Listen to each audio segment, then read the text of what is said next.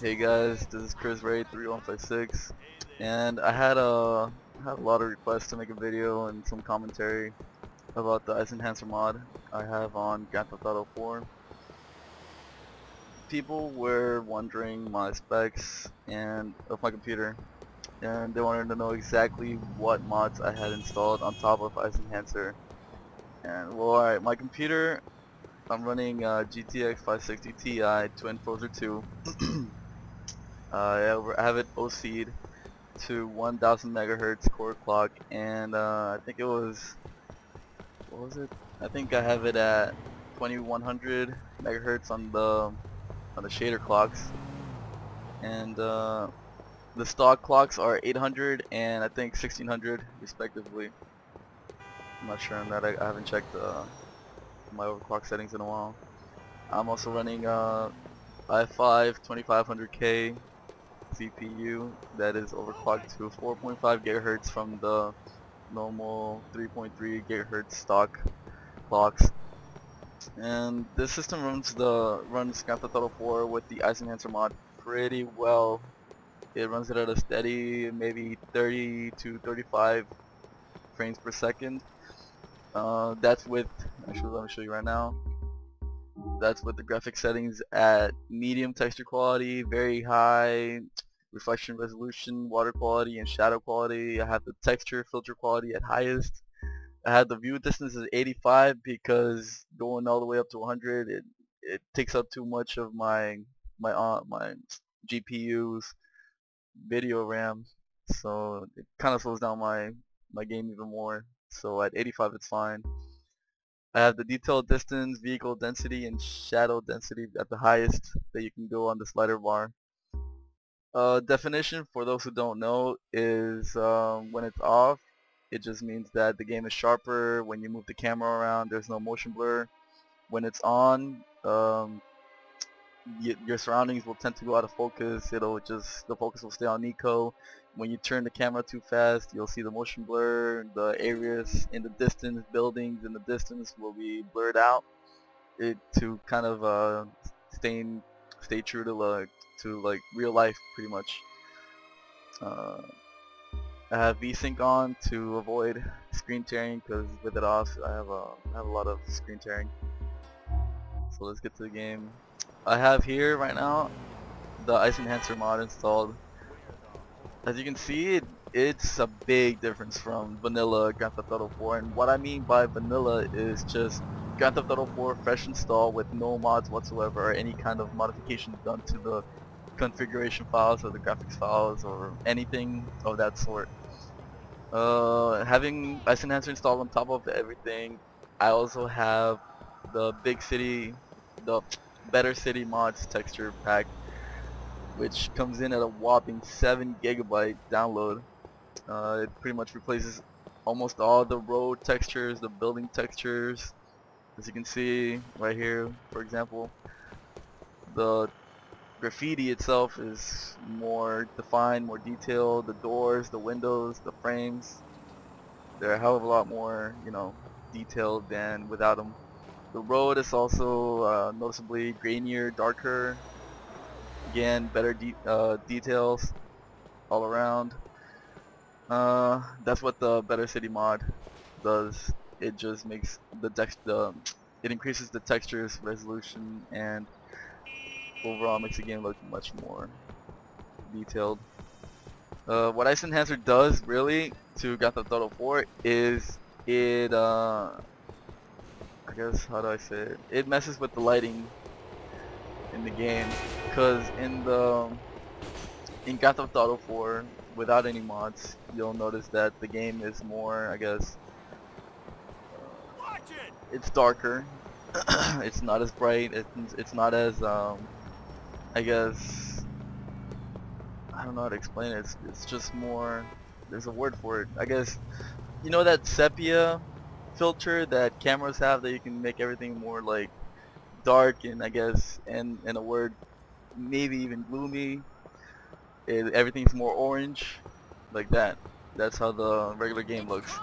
The iCEnhancer mod, it intensifies the lighting, the bloom effects, I guess the HDR, and as you can see, everything looks noticeably brighter. It also makes everything more, I guess, just look at the far off objects in the air. For example, the airplane that just passed by, or the radar there in the distance turning around and around.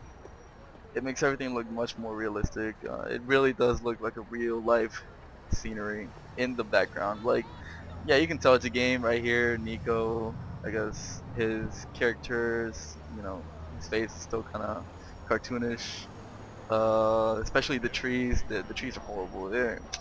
You have to actually edit the trees yourself in the configuration file to make them look a little better. I've messed with it a little bit, but they look kind of they look they look too flat, you know, too green, I guess.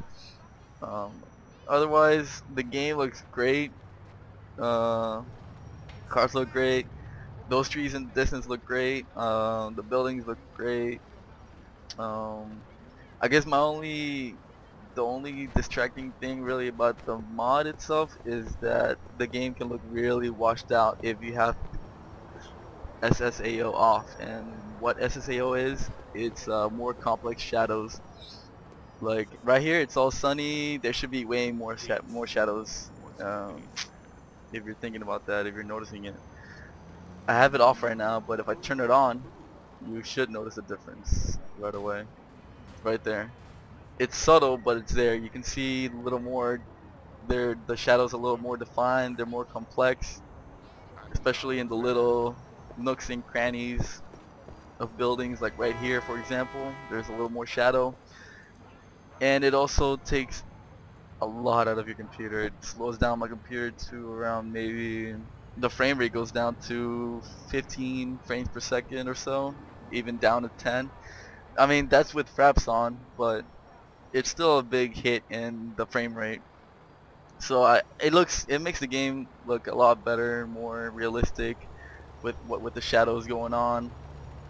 But it's just, I guess, I mean, it's not really a big deal because this isn't like some first person shooter where reflexes and quick turning is, you know, necessary. It's pretty much just like an adventure game, just a free roaming game where you can get away with 20-25 FPS at most, at the minimum, I mean, and it's not gonna affect your gameplay considerably.